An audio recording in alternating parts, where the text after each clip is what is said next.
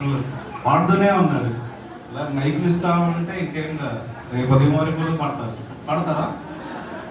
నిజం చెప్పను, నిజంగా అయితే అలా అయితే ఇప్పుడు దేవుని మందిరంలో పెట్టుకోవాల్సింది ప్రార్థన కాదు, పాటల పోటీలు.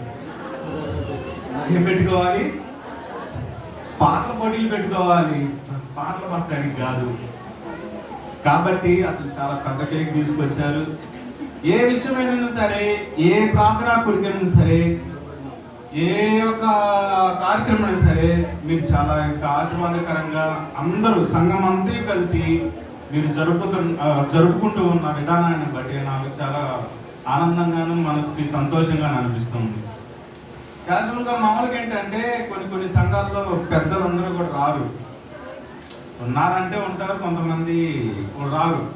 కానీ ఏ ఈవెంట్ జరిగినా సరే, ఈ క్రిస్మస్ కానీ లేకపోతే ఏ ఈవెంట్ ప్రతిదీ జరిగినా కానీ అందరూ పెద్దలందరూ, కుర్రోళ్ళు, యవనస్తులు, అలాగే స్త్రీలు, చిన్నపిల్లలు అందరూ కూడా ప్రతి ఒక్క కార్యక్రమంలో పాల్గొంటున్నారు.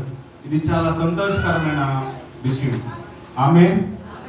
అలాగే ఇలానే ఉంటూ, ఇలానే దేవుని సన్నిధిలో దేవుని నామాన్ని మహిమపరుస్తూ, ఘనపరుస్తూ మనందరం కూడా ఇలానే ఏకంగా కూడి ప్రభునామాన్ని మహిమపరచవలసిందిగా మీ అందరికి తెలియజేస్తూ ఉన్నాం. అలాగే ఈ యొక్క సమయంలో దేవుని యొక్క వాక్యంలోనికి వెళ్దాం. చూడండి,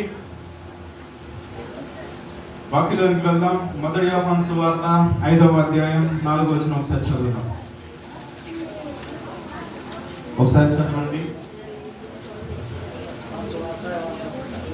మొదటి యోహాను సువార్త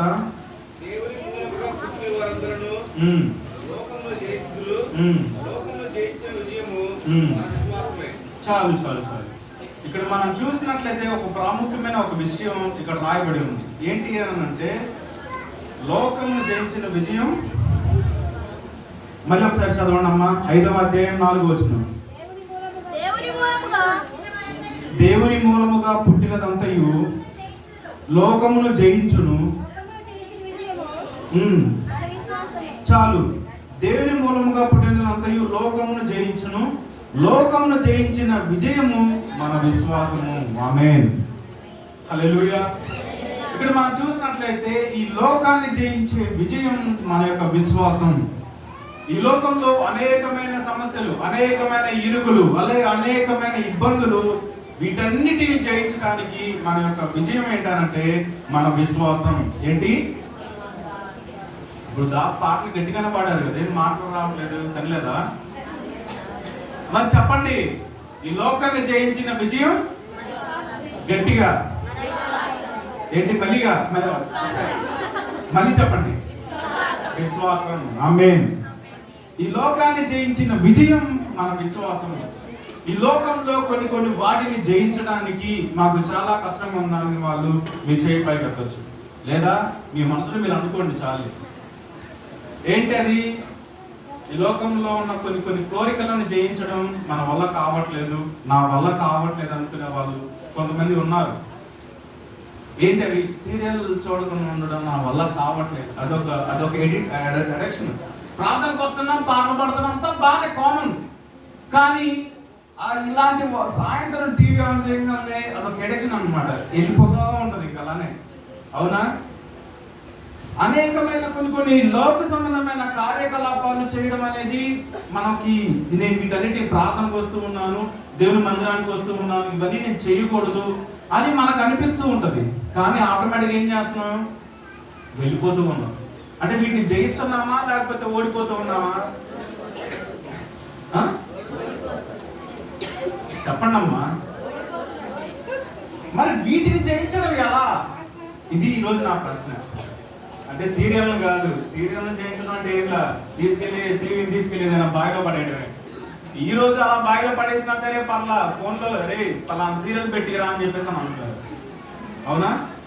అంటే ఈ లోకాన్ని జయించడాన్ని, ఈ లోకంలో ఉన్న వాటిని, ఈ లోక సంబంధమైన కోరికలను, ఈ లోక సంబంధమైన ఆచారాలను, ఈ లోక సంబంధమైన కొన్ని వాంఛలను మనం గెలవడం చాలా కష్టమైపోతూ ఉంది. అవునా కాదా? చెప్పండి అమ్మ కొద్దిగా. నేను ఒక్కడే అరుస్తూ ఉన్నా, చెప్పండి అన్న మీరైనా.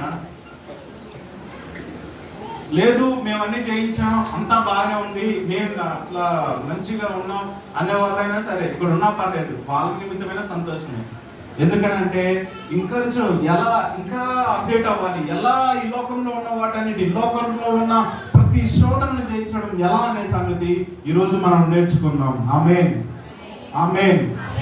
అంటే ఇప్పుడు దాకా మరి మనం అంటే జయించాలి అని అంటే ఇప్పుడు దాకా మనం ఓడిపోయామా?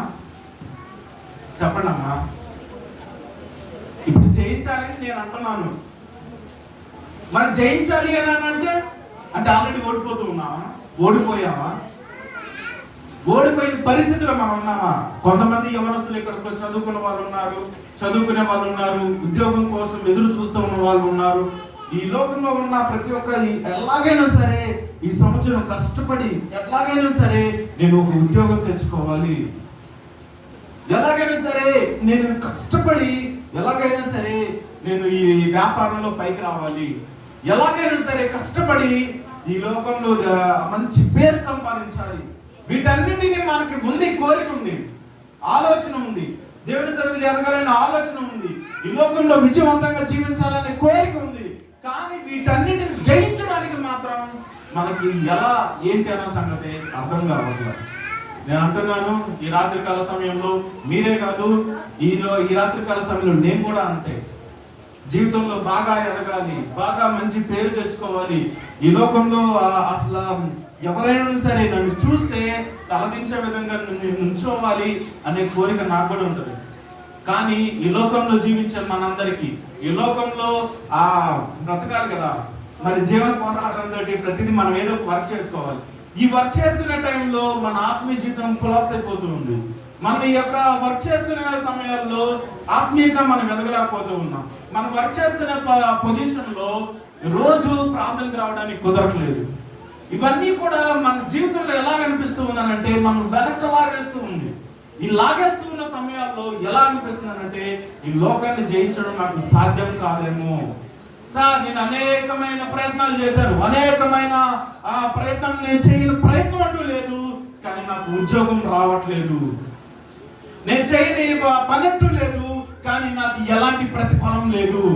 నేను ఇది చేయాలనుకుంటూ ఉన్నాను, నేను సాధించాలనుకుంటూ ఉన్నాను, నేను విజయవంతంగా నా జీవితాన్ని ముందు కొనసాగించాలనుకుంటున్నాను, కానీ నాకు వల్ల కావట్లేదు అని ఇక్కడ కూర్చున్న ప్రతి ఒక్కరికి ఎవరికైనా సరే ఈ రాత్రికాల సమయంలో నేను విజయవంతంగా చెప్తున్నాను, లోకంలో జయించిన విజయం ఆమేన్.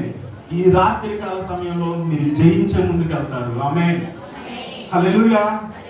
ఈ రాత్రికాల సమయంలో చెప్పండి, ఈ గడిచిన పాత సంవత్సరం నేను ఓడిపోతూనే ఉన్నాను, గడిచిన సంవత్సరం అంతా కూడా నా జీవితం ఓటమితోనే ఉంది, గడిచిన జీవితం అంతా కూడా నేను ఎవరికి ఏ విధమైన సహాయం చేయలేని ఇదిలో ఆ యొక్క పరిస్థితుల్లో నేను నా యొక్క జీవితం గడిచిపోయింది. ఈ రాత్రికాల సమయంలో నువ్వు కూర్చున్నాను, ప్రతి ఒక్కరు దేవుని బిడ్డ, అలాగే యవనస్తులైనా కానీ లేకపోతే వృద్ధులైనా కానీ ఎవరైనా చిన్న పిల్లలైనా సరే ఎవరైనా సరే విజయవంతంగా తమ యొక్క జీవితాన్ని ముందు కొనసాగించడానికి ఈరోజు మిమ్మల్ని విజయవంతమైన ఒక జీవితాన్ని దేవుడు ప్రసాదించును గాక. కొత్త సంవత్సరంలో మీరు విజయవంతంగా ముందుకెళ్ళుదురు గాక. కొత్త సంవత్సరంలో మీరు విజయవంతంగా మీ జీవితాన్ని ముందు కొనసాగించుదురు గాక. కొత్త సంవత్సరంలో ఈ కొత్త సంవత్సరం అడుగు పెడుతున్న మీరందరూ కూడా విజయవంతంగా మీకు కుటుంబాల్లో ఆనందాలతో సుఖాలతో సంతోషాలతో వర్ధిల్లుదురు గాక. హల్లెలూయా, హల్లెలూయా. ఈ రాత్రికాల సమయంలో మన యొక్క విజయం ఏంటంటే మన యొక్క విశ్వాసంతో ఈ లోకంలో ఉన్న దేనినైనా సరే సాధించవచ్చు, విజయవంతంగా మనం జీవించవచ్చు. ఇప్పుడు ప్రశ్న ఏంటంటే నేను ఎప్పుడు ఓడిపోయామంటారా? చెప్పనమ్మా, ఏం మాటలు రావా? సరే, మేము విజయవంతంగా జీవించాలనుకున్నా, కానీ మరి మేము ఎప్పుడు ఓడిపోయాం? అదే కదా మీ ప్రశ్న, అవునా? దీనికి కూడా సమాధానం ఉంది ఖచ్చితంగా. ఈ యొక్క మనం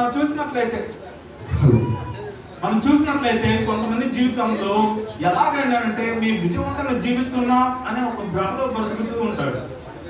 మేము ప్రార్థనకు వస్తూ ఉన్నాం, ప్రార్థన చేస్తూనే ఉన్నాం, ఏంటండి అందరికంటే మేము ముందు వచ్చాం, మీరేంటి మమ్మల్ని అన్నారు, మేము ప్రార్థనకు రాకుండా ఉన్నామా? మా అమ్మగారు అయితే ముందు వచ్చి పాట పాడి కూడా వచ్చారు, ఇందాక నేను రెడీ అవుతుంటే అందరికంటే నేనే ముందు నేనే ఫస్ట్, ఇలా నేను అన్ని విషయాలు నేనే ముందుంటున్నాను అని భ్రమలో బ్రతుకుతూ ఉన్నారు. ఈ భ్రమలో నుంచి మనం జయించడం, జయ జీవితాన్ని పొందడం చాలా ప్రాముఖ్యమైన విషయం. ఎప్పటికి కూడా మీరు నశించే వారుగానే ఉంటేనే, అపజయం పొందేవారుగా ఉంటేనే ఎప్పటికీ ఈ లోకం మిమ్మల్ని గుర్తుపెట్టుకోదు. అవునా? అవునా కాదా? జయించిన వారిని మాత్రమే గుర్తుపెట్టుకుంటుంది సమాజం. అవునా కాదా? దీనికి ఎగ్జాంపుల్ మీకు అర్థమయ్యే భాషలో చెప్పాలని అంటే, ఈ లోకంలో డబ్బున్న వాటిని మాత్రమే గుర్తుపెట్టుకుంటుంది ఈ సమాజం. అవునా? ఉద్యోగం ఉన్న వాటిని మాత్రమే గుర్తుపెట్టుకుంటుంది ఈ సమాజం. ఈ యొక్క సమాజం ఎలాంటిది అని అంటే, ఈ లోకంలో ఉన్న అన్ని డబ్బు నుండి మంచి అసలు కారు, బంగ్లా ఇవన్నీ ఉన్న వాడిని మాత్రమే గుర్తుపెట్టుకుంటుంది అని నేను అంటున్నాను. అవునా కాదా? అవునా కాదా? ఉన్నాయా మరి మనకన్నీ? చెప్పండి అమ్మా, ఉన్నాయా? అంటే లేవు అని అంటే మనం ఓడిపోయి ఉన్నామా? లేకుంటే మనం చేతగాని వారి లాగా ఉన్నామా? అసలు అదే నేను అనేది. ఈ లోకంలో చాలా మంది, అనేక మంది బిజినెస్ మ్యాన్లు బాగానే సంపాదించుకుంటున్నారు, బాగానే డబ్బులు కూడబెట్టుకుంటున్నారు, వారు విజయవంతంగా జీవిస్తూ ఉన్నారు. కానీ అనేక సంవత్సరాల నుంచి, ఎన్నో సంవత్సరాలు, నా చిన్నప్పటి నుంచి మనం ఇలాగే ఉన్నాం, ప్రార్థనకు వస్తూ ఉన్నాం, కూర్చున్నాం, పోతూ ఉన్నాం, అంతే. మన ఇళ్ళు మాత్రం అలాగే ఉన్నాయి, మన బ్రతుకులు అలాగే ఉన్నాయి, మన పరిస్థితులు అలాగే ఉన్నాయి. ఏ ఉద్యోగాలైనా సరే, ఉద్యోగాలు సంపాదించడం కూడా అన్ని జనులు అదే వాళ్ళకు కుదురుతుంది, కానీ మనకు కుదరట్లేదు. అంటే మనం ఓడిపోతూ ఉన్నామా? ఓడిపోతూనే ఉంటున్నామా? ఓడిపోతూనే ఉన్నామా? గెలుద్దామా? విజయవంతమైన జీవితాన్ని జీవిద్దామా లేదా? అవునా? ఏందండి అన్నీ మాకు ఏదో చెప్పాలనుకుంటున్నారు, చెప్పండి అన్నట్టు చూస్తున్నారు. లేదు లేదు లేదు, నేను అంటున్నా అదే, మీరు ఎవరైనా సరే మీరు గ్రహించండి. దేవుని యొక్క వాక్యం ఎప్పుడూ కూడా ఎవరో పాస్టర్ గారు వచ్చారు, 4 ముక్కలు చెప్పారు, వెళ్ళారు అన్నట్టు ఉండకూడదు. అలాంటి ఉద్దేశంలో ఎప్పుడు కూడా మనం బ్రతకూడదు. ఎందుకనంటే ఈ వాక్యాన్ని మీకు చెప్పడానికి ఎంత కష్టపడాల్సి వస్తుందో మీకు తెలుసా? ఎంత కష్టపడాలి, ఎంత ఏదంటే అదే సామాన్యంగా మనుషులకు అసలు మెప్పొందించడం మాత్రం చెప్పాలంటే చాలా ఈజీ. మీరు చాలా బాగున్నారండి, అలా ఉన్నారండి, ఎలా ఉన్నారు, అసలు మీ దగ్గర ఇలాంటి బంగారం ఉందండి, లేకపోతే ఇలాంటి వాళ్ళు అని మీకు చెప్పడం చాలా ఈజీ. కానీ దేవుని యొక్క మాటలు చెప్పడం అనేది చాలా కష్టం. ఈ వాక్యం కోసం ఎంతసేపు కూర్చోవాలో తెలుసా? ఎంత కష్టపడాలో తెలుసా? ప్రభా, నీ బిడ్డలతో ఏం మాట్లాడనే ఉన్నావు? ఈ పాత సంవత్సరం, గడిచిన సంవత్సరంలో ఎంత ఇబ్బందులు పడి ఉన్నావు, కొత్త సంవత్సరంలో కూడా మేము అలాంటి పరిస్థితులను జీవించాలా? అలాంటి బ్రతుకులే మేము జీవించాల్సి వస్తుంది. ఏంటి పరిస్థితి, ఎలా ఉండబోతుంది కొత్త సంవత్సరం? కొత్త సంవత్సరంలో మాకు నువ్వు ఇవ్వబోయే ఆశీర్వాదం ఏంటయ్యా అని ఎంత బతిలాడుతూ వచ్చిందో. ఈ లోకాన్ని జయించిన విజయం మీ విశ్వాసమే. ఈ యొక్క నూతన సంవత్సరంలో మీరు విజయవంతంగా జీవించబోతున్నారని దేవుడు చెప్పమని చెప్పాడు. హల్లెలూయా, హల్లెలూయా. ఈ రాత్రికాల సమయంలో ఉద్యోగం లేకుండా చదువుకున్నావు, కనీసం ఉద్యోగం లేదు, ఉద్యోగం లేకుండా ఎంతో ఇబ్బందులు పడుతూ కుటుంబాన్ని కూడా పోషించుకోలేని పరిస్థితుల్లో నువ్వు ఉంటే, ఈ రాత్రికాల సమయంలో దేవుడితో మాట్లాడుతున్నారు. రాబోయే నూతనమైన సంవత్సరంలో నీ విజయవంతంగా ఒక నూతనమైన ఉద్యోగాన్ని నువ్వు పొందుదువు గాక. హల్లెలూయా.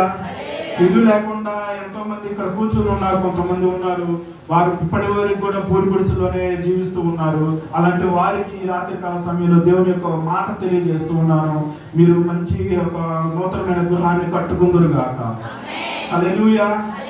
నూతనమైన విషయాలు మీ కుటుంబంలో జరుగును గాక. నూతనమైన విషయాలు మీ కుటుంబంలో జరుగును గాక. నూతనమైన ఆశీర్వాదాలు మీ మీదకు వచ్చును గాక. విజయవంతమైన జీవితాన్ని మీరు జీవించుదురు గాక. హల్లెలూయా. దేవుని బిడ్డలుగా జీవిస్తున్న కొంతమంది ఒకానొక సమయంలో ఒక సమస్య వచ్చింది. ఏంటిదేనంటే జీవితమే ఒక పెద్ద సమస్యగా మారిపోయింది. జీవితాన్ని జయించడం వల్ల కావట్లా. అవునా? ఈ లోకాన్ని ఏం జయిస్తాం? ఈ రోజు మన జీవితాన్ని మనం జయించాలి. హల్లెలూయా. మనల్ని మనం జయించాలి. ఏం చేయాలి? మనల్ని మనం జయించాలి. దాన్ని ఎలా అంటే, అది ఎలా సాధ్యం అంటే విశ్వాసం ద్వారా. హల్లెలూయా. దేవుని యొక్క వాక్యంలోకి వెళ్దాం రండి. మొదటి సమూయేలు గ్రంథం మొదటి సమూయేలు గ్రంథం. కొంతమందికి ఇక్కడ ఒక భయం వచ్చింది. ఆ భయం గురించి మనం ఒకసారి చూద్దాం. 17వ అధ్యాయం 11వ వచనం ఒకసారి చదవండి. మొదటి సమూయేలు గ్రంథం.